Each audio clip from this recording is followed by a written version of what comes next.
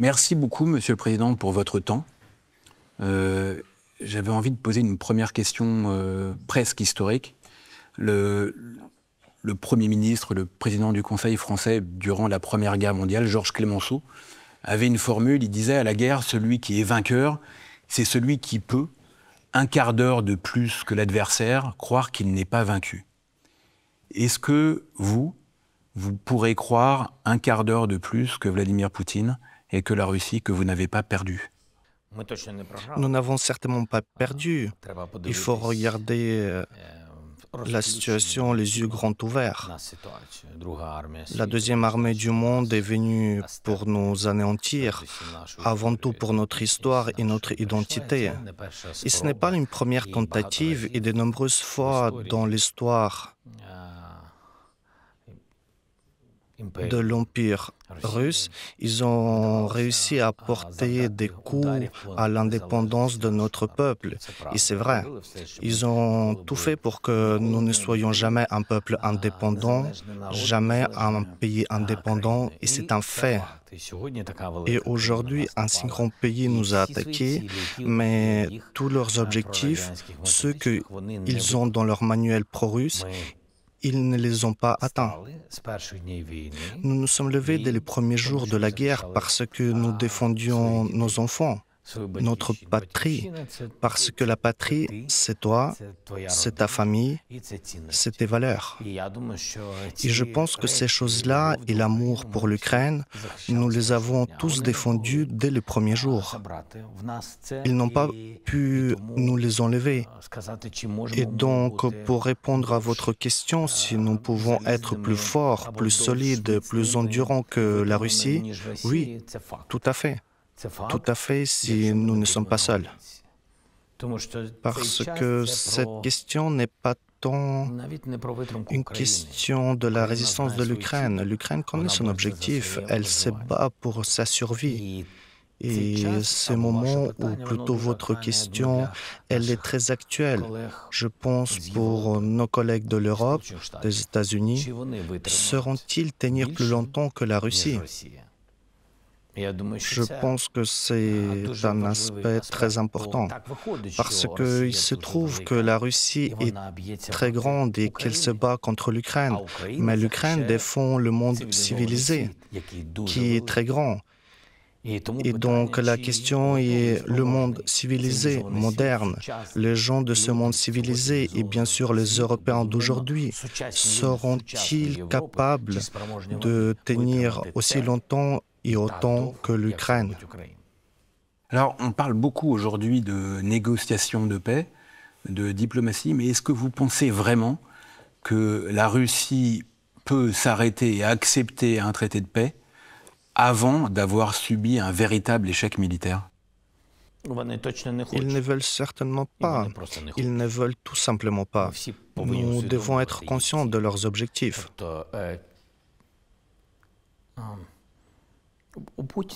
Aujourd'hui, Poutine se trouve dans une situation assez confortable. Il tient totalement le pouvoir, comprenant que sans ce pouvoir, il n'existe plus. Il serait réduit à zéro très rapidement.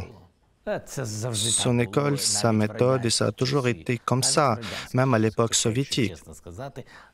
Bien que, pour être honnête, même à l'époque soviétique, pour des personnes de son statut, jamais une seule personne n'avait autant de pouvoir concentré dans ses mains. C'est pourquoi Poutine préserve sa vie en s'accrochant au pouvoir.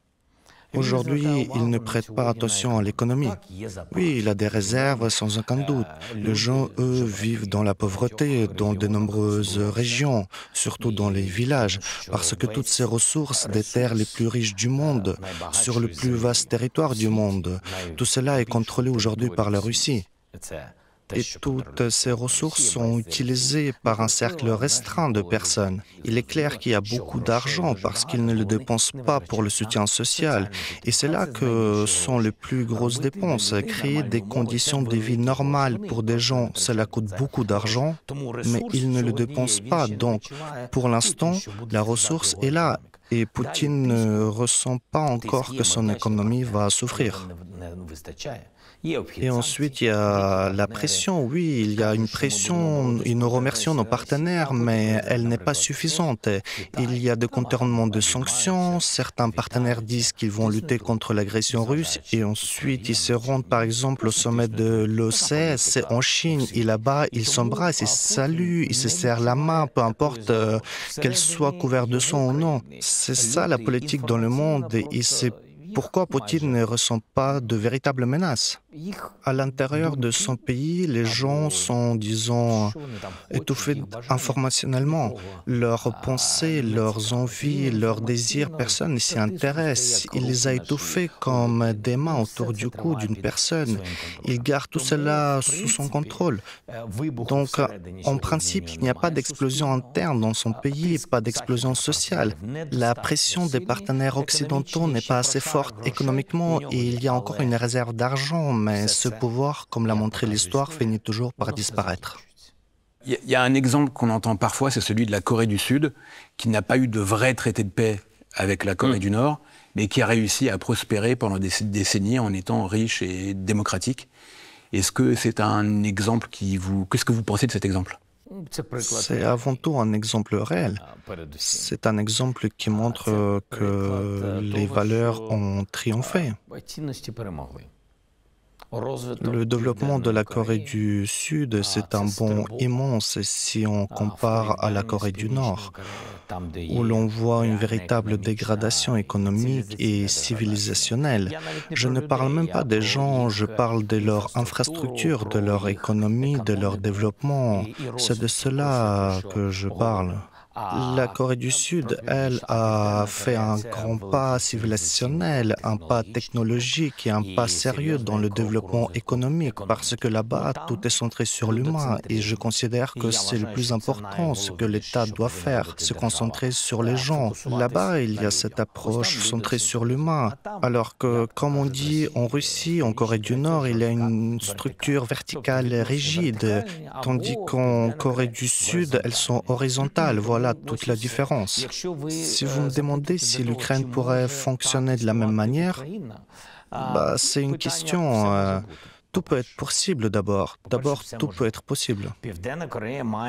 La Corée du Sud a un grand allié, les États-Unis, qui la soutiennent et qui ne laisseront pas la Corée du Nord s'en emparer. Mais tout est relatif. Les Sud-Coréens encourent quand même des risques. C'est pour cela que le statut de la Corée du Sud et pour les Coréens eux-mêmes est incertain. Ils ne sont pas protégés entièrement. Leur économie prospère et ils sont protégés par une alliance. Mais tant que la Corée du Nord restera ce qu'elle est, tant que la nature de leur leadership restera la même, la Corée du Sud ne sera pas complètement à l'abri. Et croyez-moi, ils disposent de nombreux systèmes de défense aériens et d'autres garanties de sécurité. Pour être honnête, aujourd'hui, l'Ukraine veut discuter avec ses partenaires afin que notre pays dispose de garanties de sécurité solides. Et si nous parlons des systèmes Patriot, par exemple, la Corée du Sud a ses propres équivalents, et je le sais avec certitude. Ils ont beaucoup de licences et ils produisent, c'est un pays très développé. Si l'Ukraine obtient des garanties de sécurité solides, nous pourrons envisager différentes étapes pour avancer. Mais ne comparez pas la Corée du Nord avec la Russie. Je ne me souviens plus exactement de leur démographie. Je pense qu'en Corée du Nord, il y a un peu plus de 20 millions d'habitants, quand on dit qu'en Russie, il y en a 140 millions. On ne peut pas comparer ces menaces. Ce sont des menaces qui sont 5, 6, 10 fois plus grandes, et c'est la Russie. C'est pourquoi un modèle coréen, dans sa forme pure, ne convient probablement pas à l'Ukraine. La menace qui pèse sur nous est bien plus forte. Mais le développement, les avancées économiques et la libéralisation de l'économie qu'on voit en Corée du Sud, je pense que c'est un très bon exemple. On vous prête cette phrase incroyable. Je n'ai pas besoin d'un taxi, j'ai besoin de munitions. Est-ce que vous vous souvenez du moment où vous l'avez prononcée? Et est-ce que ce jour-là, vous pensiez que 3 ans et demi plus tard, vous seriez encore ici, à votre poste de travail, au siège de la présidence? J'avais confiance en notre pays dès le premier jour où je suis devenu président et même avant le début de la guerre. Et ce jour-là, ce jour difficile, pendant l'appel des États-Unis et sa proposition concernant mon évacuation, disons-le ainsi, ce n'était pas le premier appel et ce n'était pas le seul avec une telle demande. Beaucoup de dirigeants d'Europe et des États-Unis m'ont appelé et tous voulaient que je parte, pour de différentes raisons sans doute. Je ne sais pas, et bien, disons qu'il vaut mieux penser positivement des gens, je crois qu'il vaut mieux penser mieux des gens qu'ils ne le sont vraiment, mais tout de même. Et quand on m'a proposé de partir, je comprenais que je ne pouvais pas le faire, parce qu'il y a une responsabilité, parce que mon éducation ne m'a pas appris à agir ainsi, parce que je suis convaincu que, à ma place, toute personne qui se considère patriote, qui se considère simplement comme une personne normale, ne peut pas trahir les gens qui l'ont élu. Pour moi, honnêtement, c'était impensable. Donc à ce moment-là, je n'ai rien pensé d'autre. À ce moment-là, je percevais une seule chose. On me propose quelque chose, mais je sais que ce serait un risque pour mon pays. Les gens perdraient leur président et sur quoi pourraient-ils s'appuyer? Le président, dans un moment aussi difficile, doit être un exemple. Quand les gens élisent un président ou un leader, ils ne choisissent pas quelqu'un qui, dans les moments les plus difficiles, va les trahir. Ils élisent, dans la plupart des cas, en temps de paix et ils lui font confiance. Ils font confiance au fait qu'à tout moment, cette personne ne les abandonnera pas, qu'elle restera là où c'est le plus difficile et qu'elle trouvera à tout moment une solution. Et c'est un point très important de trouver une issue à une situation difficile. Pas simplement dire, voilà, nous sommes dans une situation compliquée, baisser les bras, monter dans une voiture, partir ou lever un drapeau blanc. Non, trouver une issue. Vous allez voir vos alliés européens bientôt. Qu'est-ce que vous attendez d'eux? Et concrètement, quelles sont les armes ou les équipements qui permettraient de changer la situation sur le terrain? L'unité est l'arme la plus puissante. Cette guerre l'a prouvé. Je suis reconnaissant pour cette unité que nous avons réussi à préserver. Aujourd'hui, nous n'avons pas besoin d'une alternative à l'unité, mais de sa continuité. La suite logique, c'est l'unité dans les garanties de sécurité pour l'Ukraine. Les garanties de sécurité pour l'Ukraine, c'est d'abord une armée forte et nous travaillons sur cet aspect. Une armée forte, c'est le soutien en armement et le soutien financier pour le développement d'armes technologiques produites en Ukraine. Et la deuxième partie, ce sont des garanties de sécurité de la part de nos partenaires. Qu'est-ce qu'ils sont prêts à faire pour l'Ukraine? Pas seulement de la rhétorique, pas seulement du financement, car d'autres moments viendront. Si nous parlons des garanties de sécurité, alors qu'est-ce qu'ils sont prêts à faire? Et pour être honnête, quand on parle de garanties de sécurité, c'est un signal important pour les Ukrainiens, mais aussi un signal important pour les Européens, même pour ceux qui ne réalisent pas encore que des garanties de sécurité pour l'Ukraine signifie une Ukraine forte. Et une Ukraine forte, c'est une garantie de sécurité pour l'Europe. C'est pourquoi je voudrais savoir concrètement qu'est-ce que tel ou tel État, tel et tel partenaire est prêt à faire concrètement sur notre terre, sur notre mer ou dans notre ciel. Parce que quand nous parlons de garanties de sécurité, j'ai dit cela récemment à un journaliste, on m'a demandé quelles garanties de sécurité nous étions en droit d'attendre et quelles armes nous étions censés recevoir. Et ma réponse est très simple. Même si la Russie acceptait aujourd'hui, maintenant, de mettre fin à la guerre, la question resterait entière. Que se passerait-il s'il revenait avec une nouvelle guerre dans un futur proche? La question est que pourront faire nos partenaires, nos amis, ensemble avec nous, les Ukrainiens, sur la mer, si les Russes revenaient par la mer? Que pourront faire nos partenaires et jusqu'où ils sont prêts à aller si les Russes revenaient à nouveau depuis la Biélorussie, par voie terrestre, comme cela a été le cas avec des chars, des blindés et tout le reste? Et que se passerait-il si l'aviation russe recommençait à frapper notre ciel, à violer notre espace, à tirer toutes sortes d'armes, à larguer des bombes, des câbles, des missiles?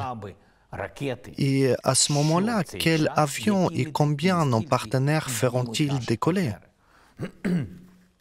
Est-ce que les garanties de sécurité européennes suffisent ou est-ce que vous considérez qu'il faut des garanties, absolument des garanties de sécurité américaines pour que cela dissuade Poutine de revenir? Il faut contenir Poutine, et vous l'avez dit très clairement. Mais la question n'est pas seulement de contenir ou de se retirer. La question est de faire en sorte que Poutine ne recommence pas la guerre.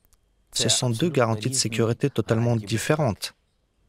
Et donc, pour que le Poutine ne relance pas une guerre, l'Europe seule ne suffit pas. Il faut une alliance entre l'Europe et les États-Unis. Et si on parle simplement de contenir l'offensive de Poutine, l'Europe suffit parce que, pour être honnête, aujourd'hui, l'armée ukrainienne freine déjà cette offensive. Elle le fait grâce au soutien en armes et en financement de nos collègues européens, et aussi grâce aux États-Unis qui nous fournissent des armes nécessaires que nous achetons. La vraie question est donc la suivante. Voulons-nous seulement arrêter l'agression ou voulons-nous empêcher le retour de la guerre ? Si nous voulons empêcher le retour de la guerre et si, pour être honnête, nous voulons mettre fin à cette guerre maintenant, alors les deux objectifs dépendent précisément de l'alliance entre l'Europe et les États-Unis. Cette alliance peut avoir une influence plus forte sur la Russie, à la fois pour mettre fin à la guerre et rendre impossible son retour à l'avenir. On entend des discours politiques, notamment sur les extrêmes, mais pas seulement, en Europe, mais aussi en France, des gens qui disent « mais finalement, l'Ukraine n'a aucune chance de gagner, il faut qu'elle cède des territoires ». Qu'est-ce que vous leur dites, qu'est-ce que vous leur répondez à ces gens-là? Cela signifie que certaines personnes, avec tout le respect que je leur dois, ne comprennent pas vraiment ce que veut la Russie, ne comprennent pas pleinement de quoi elle est capable. Ils ne comprennent certainement pas que nous ne nous battons pas pour des territoires. Les territoires, dans notre compréhension, c'est d'abord ce dont on parle quand on évoque la violation du droit international. Ce sont des politiciens, des juristes qui utilisent ces termes, mais derrière celle-là, il y a un sens beaucoup plus profond. Quand nous laissons l'agresseur agir et faire ce qu'il veut, la violation de l'espace territorial, de l'intégrité territoriale, c'est en réalité la violation de toutes les conditions d'une vie normale. Quand quelqu'un en Europe dit que tout cela ne concerne que des territoires, regardez, un territoire, ce n'est pas juste un morceau de terre. Ici, c'est la maison de quelqu'un. Ici, ce sont les tombes de vos parents, de vos grands-pères, de vos grands-mères, de vos générations. Ici, il y a des écoles. Ici, il y a des enfants. On en parle dans les livres. C'est une partie de l'histoire de l'Ukraine. Ici, il y a l'art. On y a tourné des films. On y a écrit des poèmes. Ce ne sont pas simplement des territoires, c'est la terre de ce peuple. Des gens de différentes professions, de différentes époques. Nous défendons notre identité. Quand je dis que les Russes sont venus pour effacer notre identité, c'est exactement cela, réécrire l'histoire. Comment réécrire? C'est simple, prendre votre langue, prendre vos terres, détruire vos monuments, effacer vos moments importants de l'histoire de l'Ukraine. C'est transformer l'espace, transformer la réalité, voilà ce que fait Poutine. C'est pourquoi ce combat n'est pas pour des territoires, c'est un combat pour l'Ukraine qui est faite de tous ces fragments de l'histoire et de toutes ces vies. Vous dites, et d'autres disent que défendre l'Ukraine, c'est défendre la sécurité de l'Europe. Mais certains pays, les plus éloignés géographiquement de l'Ukraine, en doutent parfois. Qu'est-ce que vous pouvez leur dire pour les convaincre qu'ils risquent d'être les prochains sur la liste ? C'est très simple. Vous savez, récemment, les médias ont relayé une proposition disant que l'Ukraine, que nos soldats devraient se retirer de l'Est de notre pays et d'autres territoires, et qu'il y aura la paix. C'est faux. Poutine a pris la Crimée pour créer un tremplin, afin d'encercler complètement le sud de notre pays, pour avancer. Il a pris une partie de l'Est pour préparer un tremplin vers l'occupation totale de tout l'Est. Si demain, d'une manière ou d'une autre, nous quittons le Donbass, cela n'arrivera pas, mais imaginons, nous ouvririons à Poutine un espace de 90 km aujourd'hui défendu et cela donnerait accès à l'encerclement d'une ville d'1,5 million d'habitants, Kharkiv. Et cela ouvrirait aussi la voie à la prise de centre de notre industrialisation, je veux dire la ville de Dnipro. Donc, ce qui se joue à l'Est, ce qui concerne l'Est, concerne en réalité toute l'Ukraine, mais à une autre échelle. Si vous, partenaires, quittez l'Ukraine et si Poutine réussit à prendre l'Ukraine, ce ne sera pour lui qu'un tremplin, comme ce fut le cas avec la Crimée dans le sud à l'Est. Ce serait pour lui seulement une base pour de nouvelles étapes. Qu'il franchisse ces étapes ou non dépendra de la solidité de l'Europe. Si l'Europe est forte, probablement pas. Si l'Europe est faible, il le fera. Pourquoi? Parce qu'il proposera certaines conditions à l'Europe. Et si l'Europe est forte et dit « je ne veux pas », alors vous aurez une raison et un prétexte de la part de la Russie. La distance entre Moscou et Paris aujourd'hui est d'environ 3000 km, peut-être moins. Les armes que la Russie utilise contre nous ont déjà une portée de 2000-2500 km. Les armes que nous utilisons en réponse sur le territoire russe atteignent elles aussi environ 3000 km. Qu'est-ce que je veux dire par là? Cette guerre ne fait pas seulement évoluer l'Ukraine avec des technologies que nous partageons avec nos partenaires européens, mais elle fait également évoluer la Russie. Et s'il n'y a pas une Ukraine forte pour la Russie, cela n'aura aucune importance où va son missile. Quelle différence pour un terroriste qui cherche à vous intimider que son missile vole à 1000 km vers l'Ukraine ou à 2800 km vers la France? Que Dieu vous en préserve. Vous ne pouvez plus dire que la guerre est quelque part, loin de chez vous. Avec le développement de cette guerre aujourd'hui, malheureusement, nous devons bien comprendre que dans 2 ans, croyez-moi, dans 2 ans, la Russie aura un grand nombre de missiles. Et ces missiles auront une portée de plus de 5000 km. Ni la mer, ni l'océan ne protégeront plus personne. Les armes atteindront 5000, voire 10 000 km. Voilà ce qui se passe. Et soit dit en passant, nous ne parlons même pas d'armes nucléaires. Aujourd'hui, les armes que la Russie utilise ne diffèrent en rien dans leurs effets des armes nucléaires.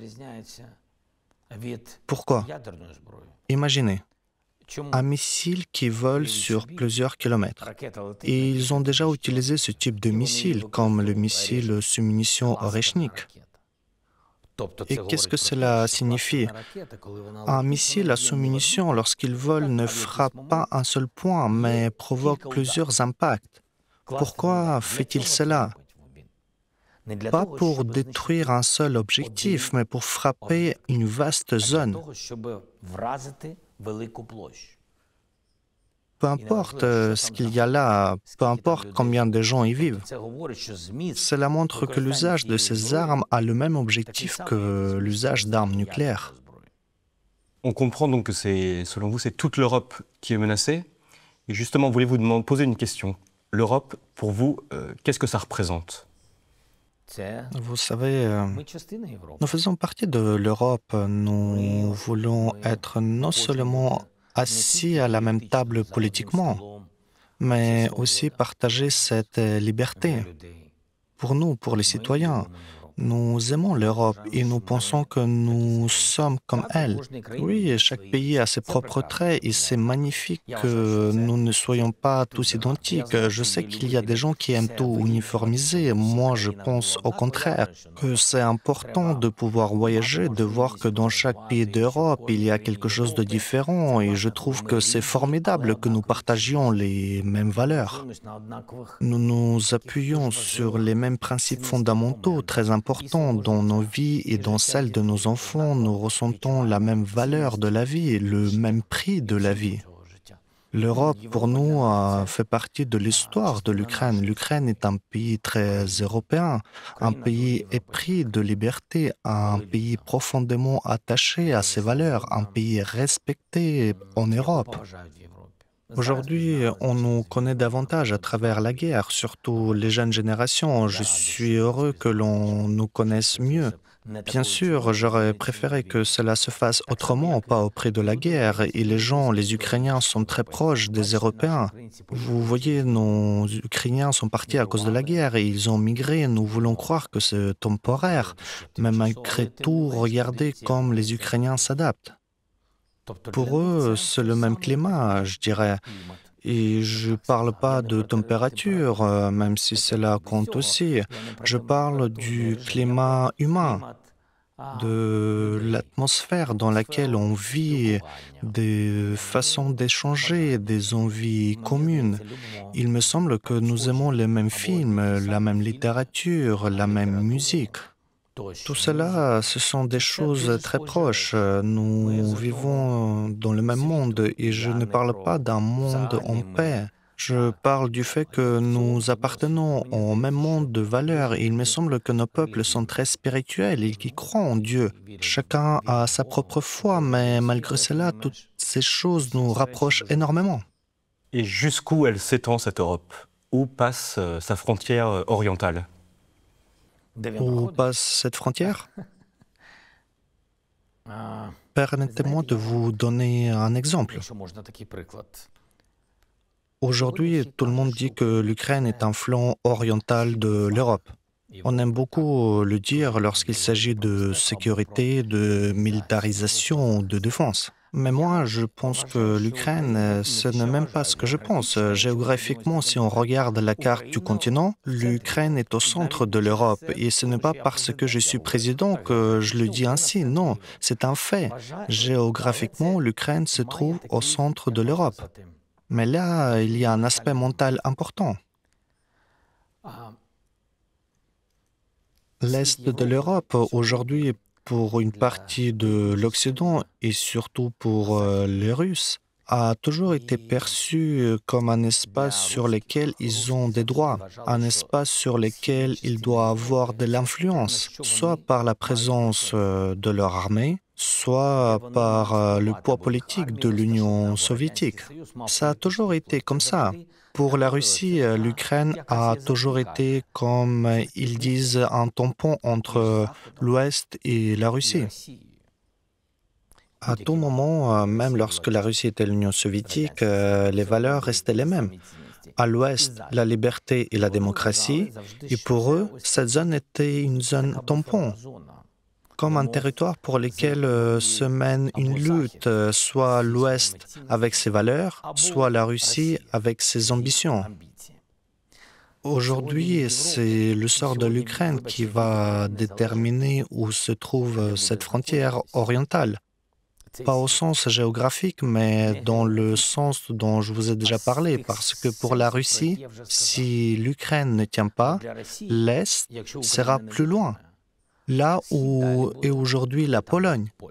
Et ensuite, ils pourront aller encore plus loin, là où se trouve l'Allemagne. Autrefois, pour eux, l'Allemagne était déjà divisée ainsi, la partie orientale sous l'influence de l'Union soviétique et la partie occidentale intégrée au monde occidental. C'est pourquoi, pour moi, aujourd'hui, la notion d'Est dépend de nous tous, de jusqu'où nous permettrons aux ambitions russes de s'étendre. Et surtout, n'oubliez pas, je vous en prie, l'Ukraine, ce n'est pas l'Est. L'Ukraine, c'est le centre de l'Europe.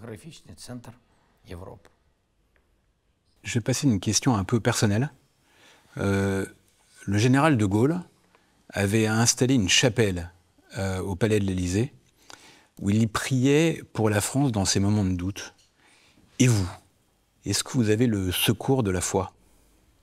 Je n'ai pas de chapelle ici. Dans notre bureau, il n'y en a pas. Est-ce que je m'appuie sur la foi? Oui, absolument. J'ai ma propre relation avec Dieu et grâce à Dieu, j'ai toutes les possibilités pour cela, comme chaque personne libre. Chacun a choisi quand prier, comment parler à Dieu sans aucune interférence de la part des autres. Et donc, comme tout être humain, quand vous avez besoin de demander conseil ou de sentir un soutien dans vos actions, vous trouvez toujours le temps pour cela. Autre question peut-être un peu personnelle. Avant la guerre, vous aimiez beaucoup rire et vous faisiez beaucoup rire les gens. Aujourd'hui, vous êtes un chef de guerre, mais on voulait savoir si vous arrivez encore de rire et quelles sont les choses qui vous amusent. Je ris parfois. Les gens sont différents, les situations aussi. Parfois, il y a des dialogues agréables, comme maintenant, je parle avec vous et j'ai un sourire parce que vous souriez. Je vous remercie. C'est ça le sens. Les gens s'apportent les uns aux autres des moments, des émotions. Ils ne doivent pas forcément être agréables, mais il doit y avoir quelque chose d'important pour vous, quelque chose qui vous tient, qui vous soutient. C'est une partie de votre vie. Le sourire, c'est certainement une partie de votre vie d'une personne normale, équilibrée. Et quelque part, c'est aussi une réponse à la question, est-ce que vous êtes toujours équilibré? Est-ce que vous n'avez pas perdu la tête? Bien sûr, si vous riez tout le temps, là, vous avez un problème, c'est certain. Pendant la guerre, ces moments sont très importants. Par exemple, quand vous parlez avec des militaires des sujets sérieux, certains ont été blessés. Il y a des histoires qui vous arrachent des larmes. Il y a beaucoup de moments tristes. Mais même dans ces moments-là, pour tenir, pour rester stable, pour rester équilibré, il est important de trouver du temps pour sourire quelque part. Et ça, c'est un moment essentiel. Et puis, il y a les enfants et les chiens. Et je ne compare pas, je veux juste dire que ce sont des choses qui provoquent toujours des sourires. Ils sont purs. De quoi vous parlez avec vos enfants? Et qu'est-ce que vous voudriez leur transmettre? On était ce matin dans une école avec vous. Qu'est-ce que vous voudriez leur transmettre? De quoi vous leur parlez? C'est très agréable d'être parmi eux. C'est surtout la quantité d'énergie qu'ils vous donnent. Je vais être franc, être avec des enfants, ça vous recharge. Comme je l'ai déjà dit, ils sont très purs. Ils n'ont pas de double fond, comme on dit. Chez eux, tout est simple, tout est clair, tout est vrai. Les gens, dans la meilleure version, c'est quand ils sont enfants. Et puis, plus tard, on accumule des péchés, des blessures, des choses différentes. Mais les enfants, c'est magnifique. C'est pour eux, honnêtement, que nous nous battons. Apprendre quelque chose aux enfants aujourd'hui est très difficile, surtout pendant la guerre. Ils savent déjà tout. Et ils sont plus mûrs et ils ont parfois des valeurs plus fortes que nous, que n'importe quel adulte. Ils se concentrent sur des choses simples, comme la joie de pouvoir aller à l'école, parce que ce n'est pas en ligne, mais en présentiel. Ils vivent sous des roquettes et ils comprennent que chaque jour a une valeur immense. Ils savent beaucoup de choses mieux que nous. Franchement, je le ressens. Les éduquer, eh bien, Ils doivent devenir de bonnes personnes. C'est ce que j'essaie de transmettre à mes propres enfants. Je pense que l'essentiel, c'est l'éducation, c'est la priorité. L'éducation au sens normal, au sens libre du mot. Mais ils doivent devenir des personnes équilibrées. Ne pas déranger les autres, respecter la vie privée, respecter l'opinion des autres, avoir des valeurs. Oui, je dirais ça. L'éducation et l'instruction, ce sont deux choses différentes, mais tout aussi importantes. L'instruction, c'est plus compliqué. Les enfants veulent s'amuser, pas aller à l'école. Et pourtant, aujourd'hui, ils veulent vraiment aller à l'école. L'historien Timothy Snyder disait que votre pays, l'Ukraine, offre un exemple de démocratie intolérable pour les dictateurs, notamment Poutine.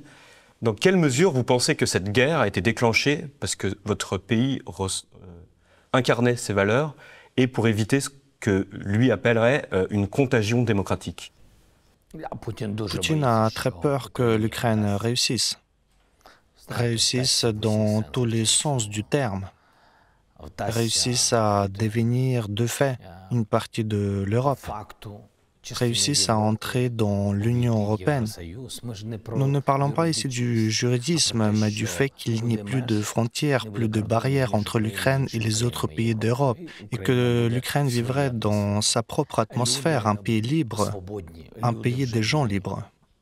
L'Ukraine y parvient et je pense que cela déplaît beaucoup à Poutine.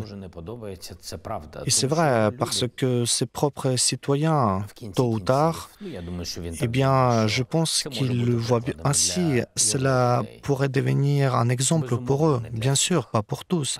Mais vous savez, là où il y a une personne qui ose, bientôt il y en aura 10. Je pense que tout est lié. À propos de l'histoire de l'élargissement de l'OTAN, pour être honnête, j'ai toujours pensé que l'OTAN était importante pour Poutine, importante parce que une Ukraine membre de l'OTAN ne viendrait jamais se venger, parce qu'elle ferait partie de l'OTAN et que l'Ukraine respecte les règles. J'en suis absolument convaincu. L'OTAN, c'est la défense, pas l'attaque. Et une Ukraine en dehors de l'OTAN, à mon avis, c'est beaucoup plus dangereux pour Poutine. C'est ce que je pense. C'est pourquoi j'ai toujours cru que la question n'était pas l'élargissement ni même l'Union européenne. La question est ailleurs.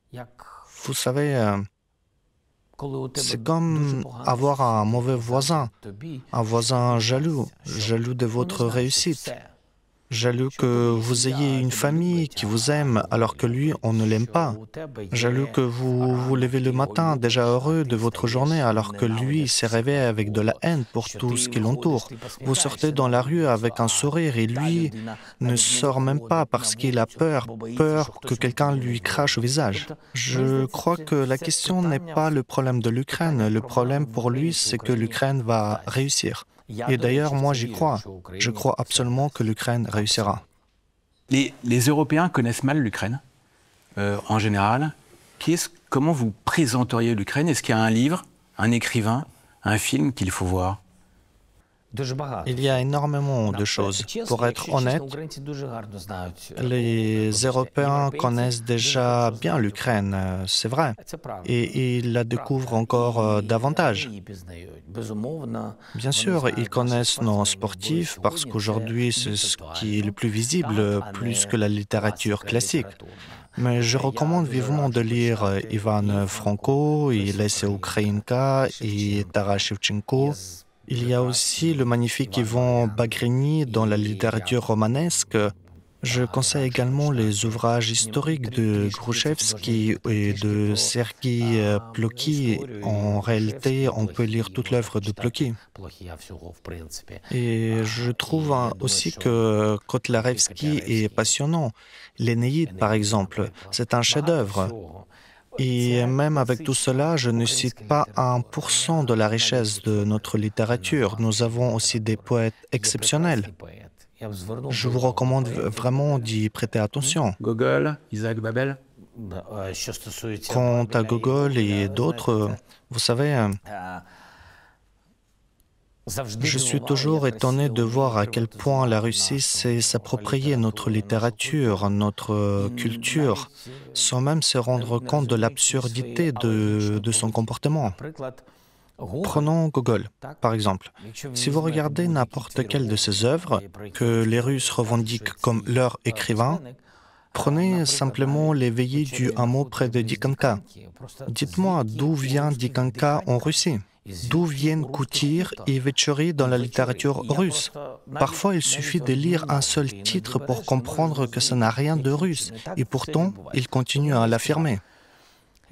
Comme je le dis, nous avons des poètes, des écrivains magnifiques, venant de toutes les régions de l'Ukraine, y compris du Donbass, profondément ukrainien, et je vous encourage à regarder notre histoire plus largement. Pour la Russie, c'est aussi une stratégie. Faire passer notre littérature, notre poésie, nos écrivains pour les leurs. Et cela crée un problème. Ils traduisent, effacent la langue originale et à la fin, le monde croit que cela fait partie de l'identité russe. Mais d'abord et avant tout, c'est à nous. La Russie a ses propres auteurs. Personne ne conteste cela, qu'ils vivent avec les leurs, mais qu'ils ne nous prennent pas les nôtres. Regardez le cinéma. Les Français ont un cinéma extraordinaire, une histoire immense qui commence avec les frères Lumière. Et j'aime beaucoup le cinéma français.